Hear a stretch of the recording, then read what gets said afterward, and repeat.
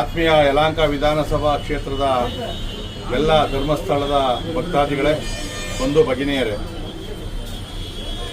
ಇದೇ ತಿಂಗಳು 16ನೇ ತಾರೀಕು ಶನಿವಾರ ನಮ್ಮ ಕ್ಷೇತ್ರದಿಂದ ಶ್ರೀ ಕ್ಷೇತ್ರ ಧರ್ಮಸ್ಥಳಕ್ಕೆ ಧರ್ಮಸ್ಥಳವನ್ನು ಉಳಿಸಿ ಧರ್ಮಸ್ಥಳದ ಜೊತೆಯಲ್ಲಿ ನಾವು ಅಂತಕ್ಕಂಥ ಘೋಷಣೆಯೊಂದಿಗೆ ನೂರಾರು ಕಾರುಗಳಲ್ಲಿ ನಾವು ರ್ಯಾಲಿಯಲ್ಲಿ ಹೊರಡ್ತಾ ಇದ್ದೀವಿ. ಸೊ ನಮ್ಮ ಎಲ್ಲ ಕಾರ್ಯಕರ್ತರು ಬೆಳಗ್ಗೆ 6 ಗಂಟೆಗೆ ಸಿಂಗನಾಯಕನಹಳ್ಳಿಯ ನಿತ್ಯೋತ್ಸವ ಚೌಟ್ರಿ ಹತ್ರ ನಾವು ಬರಬೇಕು. ಅಲ್ಲಿಂದ ಹೊರಟು ನಾವು ಧರ್ಮಸ್ಥಳಕ್ಕೆ ಹೋಗ್ತೀವಿ.